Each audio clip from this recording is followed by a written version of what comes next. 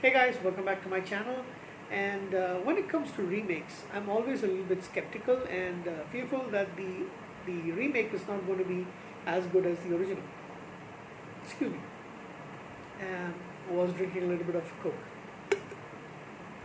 Sometimes you do have remakes that turn out to be much better than expected, and sometimes you keep wondering what the hell were they actually thinking while they were making the movie. This one was actually pretty decent. I don't think I don't think this movie is as good as the original, but at the same time, I think it does stand up on its own. They kind of follow a lot of things very similarly to the original one, but change towards the end.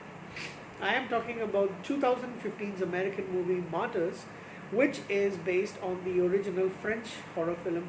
I wouldn't call this more of a horror.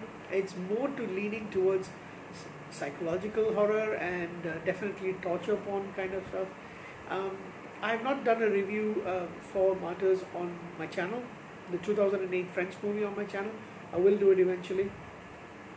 That was a movie that actually moved me quite a lot. I felt a great deal of empathy flowing from me at that moment when I was watching the movie for the lead character, and I found it very difficult to actually get through. And this one isn't as brutal. It is pretty brutal, but it isn't as brutal as the original. And I think it was a lot more easier for me because I knew what was going to happen for the most part. I do admit that there is some changes in the end, but I did think that this was going to be easier for me to get through one. So for the majority of the movie, I was like pretty relaxed. I was watching it on my chair here. TV was there, and I was like relaxed and watching it. Unlike the 2008 film, which I was like lying on my bed and really trying to get through each scene. But like I mentioned, I think the original was quite a lot more better than this one. This is pretty decent.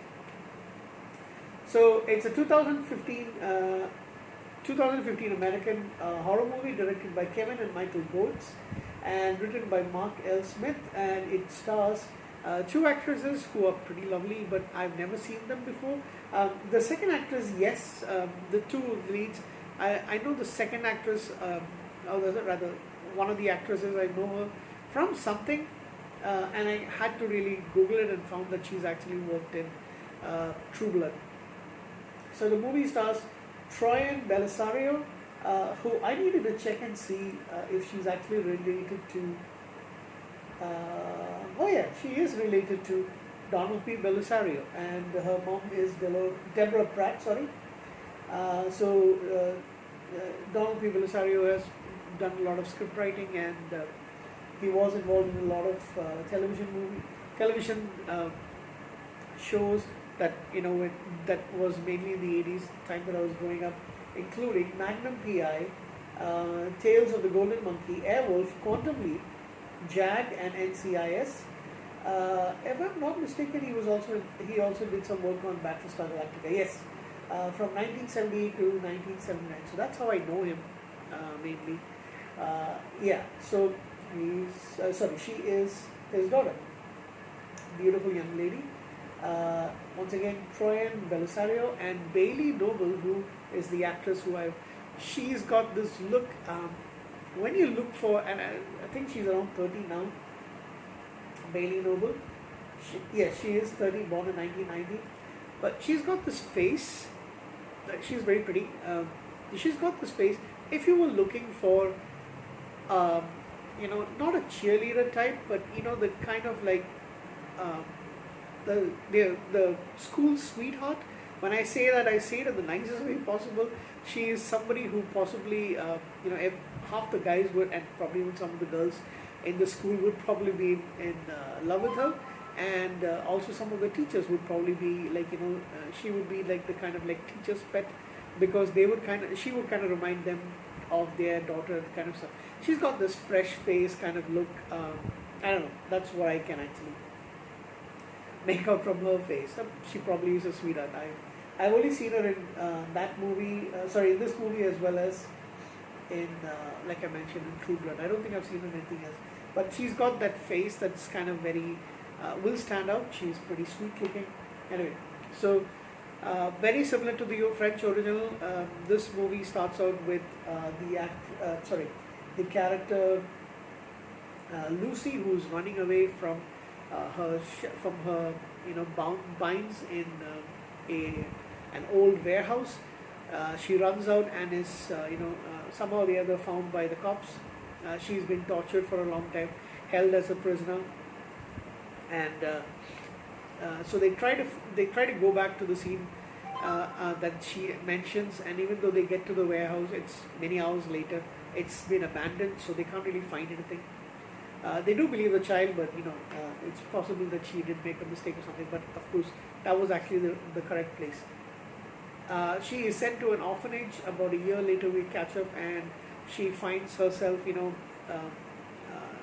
getting very difficult to make friends. She struggles.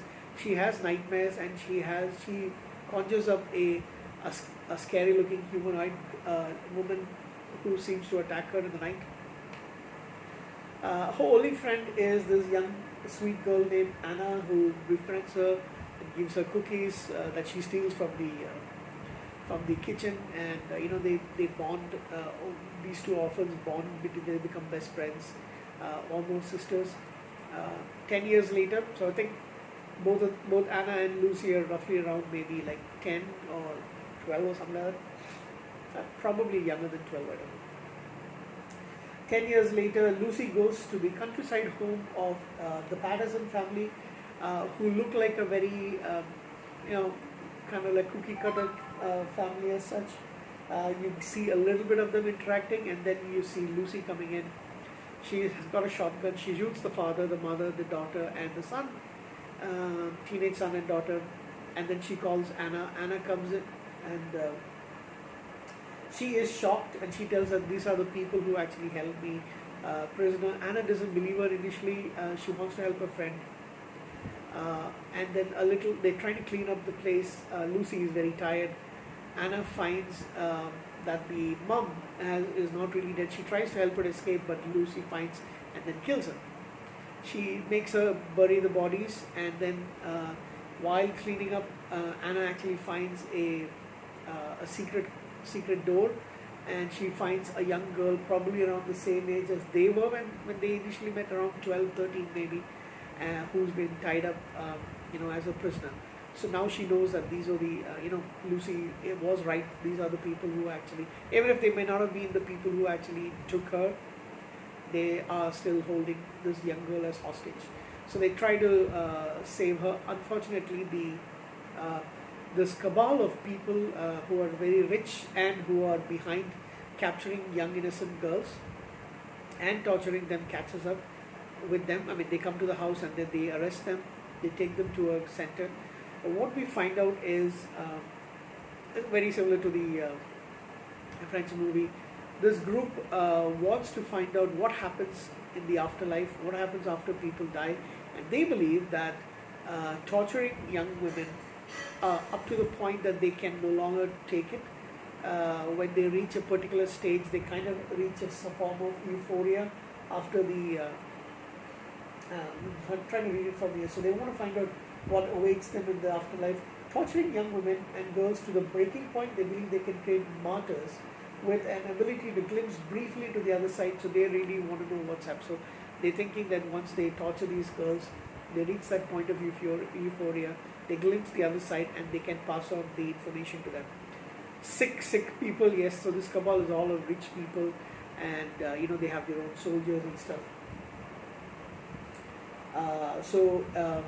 The lady who's the one who's interrogating Anna, her name is Eleanor. She shows them that this cabal they try to observe a captive woman being burnt at the stake. Unfortunately, she dies.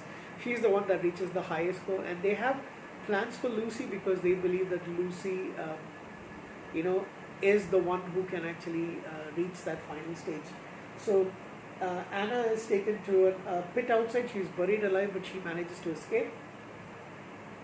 And she comes back to the facility, and she kills a lot of the cabal members. She is aided by one of the other girls who jumps a soldier, and they manage to kill him. Lucy is attacked, but she manages to kill another person who's trying to kill her, one of the Cabal members, and then she finds out finds out Lucy.